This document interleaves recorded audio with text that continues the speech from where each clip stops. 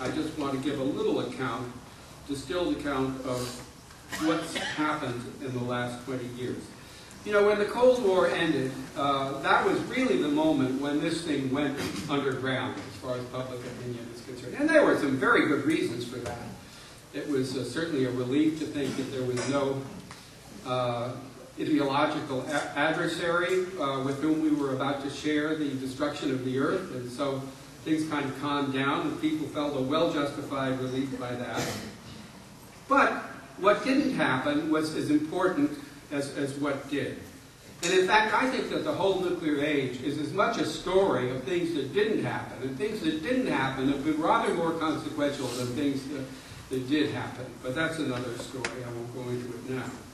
But speaking of the Cold War, the end of the Cold War, I would say that if something wonderful happens that is against all expectation, then I think that's what you call a miracle.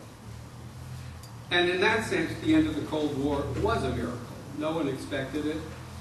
It was a kind of deliverance out of the blue. One fine day, that huge monster over there, based in Moscow, disappeared like the morning dew, and we're still not quite sure why. Now, the unintended miracle deserved a planned miracle, and that should have been a decision to abolish nuclear weapons.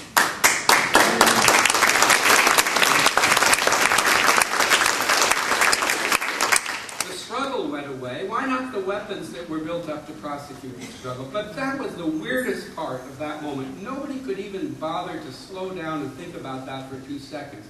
And the moment of the most glorious and greatest opportunity of the nuclear age was thrown away. I wrote this book called The Gift of Time. The gift was returned to sender.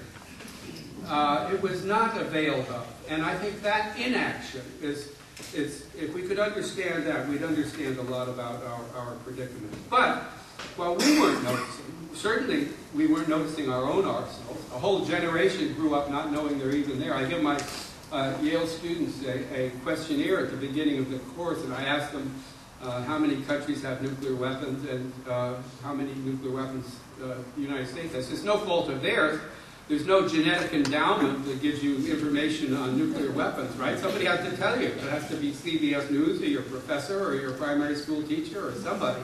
And they just haven't been told. They just don't know about it. So how many countries have nuclear weapons? All of them would be one answer. How many nuclear weapons does the United States have?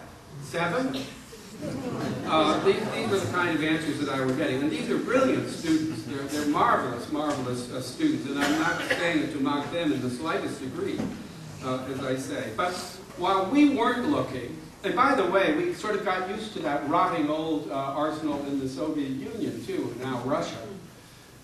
We just sort of forgot to notice that that was pointed right at our noses on hair trigger alert as before. Of course, it wasn't very likely to be used except by accident, which could easily happen.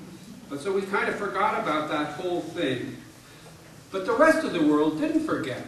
They noticed that we were holding on, even as the quarrel ended, we were still holding on to our weapons. For what? For what? Well, they decided if we're going to be living in a two-tier world, a double-standard world, in which some people in the first class, you know, have nuclear weapons, and those in the economy class can't have them, well, that's unfair. That's just a continuation of imperialism. That's the way they have thought in India and China and many other countries, certainly in Iraq as well.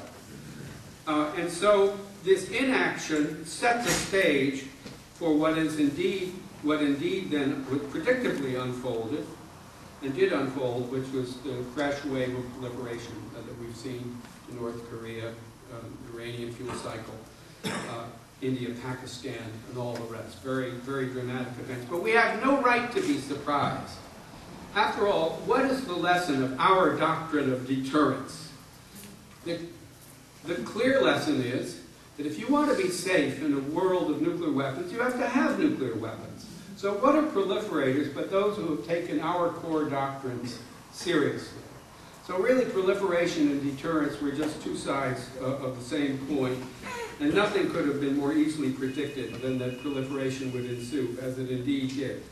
So I think what's happened is that now we're kind of caught in a set of nuclear relationships that is semi-invisible to us because we still refuse to look at our own role. We still think of nuclear weapons as a problem of proliferation and terrorism without noticing that we are the problem and the Russians are the problem. I don't mean to just stick it on us. They've got a lot of nuclear weapons over there in Russia as well.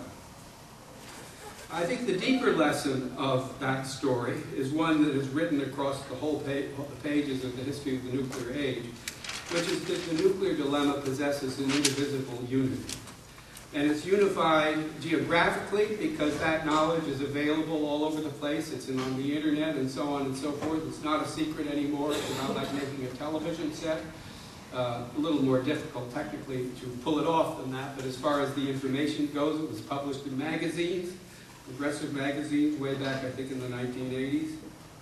And second, it's indivisible in time in the sense that that knowledge is going to be with us forever, whatever we do with the hardware, which I do believe we can get rid of, but we'll never get the equations out of our brains. So the art of the thing is to learn to live without the hardware, but even as the equations persist. But that's another longer story, those fine points of what abolition looks like. So from all of that, I draw a very simple conclusion, which is that it's way, way too late. We're in the 64th, third year of the nuclear age.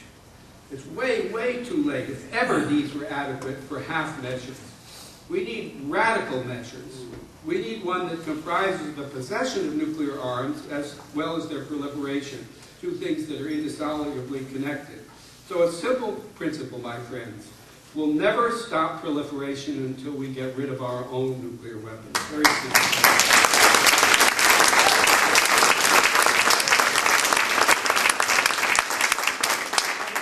I said radical, but you tell me, which is radical? Is it to blow ourselves off the face of the earth with nuclear weapons, or is it to get rid of the instruments to do this? Who are the radicals in this picture? Because the current double standard is simply unworkable. And any effort to cope with the nuclear dilemma that seeks to preserve it with 5 or 6 or 8 or 9 or 10 or 12 nations is just doomed to failure. If you'll pardon me from self-quotation from this book over here, I'll give you a little preview.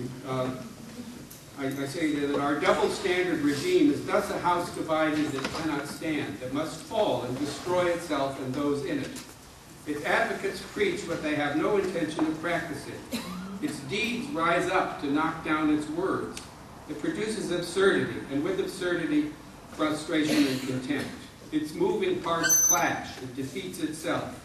It condemns the world to ceaseless wars which can never be won between its supposed upper class of nations with nuclear weapons and a lower class without them. And finally, it militarizes international affairs, bringing all the consequences that perpetual war has for democracy, human rights, prosperity, and the global cooperation that is indispensable for facing the rest of the agenda that I mentioned at the beginning of this talk. Well, I'm just going to leave you with 2 practical suggestions. You know my main one already, which is get rid of the damn things, putting it this way. But I'm a little impatient after all these decades. And the first thing is that we should place the goal first and the steps second. Now, why do I say that? It's against common sense. Don't you need to follow the steps in order to get to it? Well, of course you do. You have to do that with nuclear disarmament. But I mean, in our thinking and in our acting, we have to commit ourselves to the goal believably and reliably so that the whole world can see it, because our most immediate and pressing, the sort of cutting edge of the danger is proliferation. It isn't the only thing, but it's very serious, and it's just now running out of control.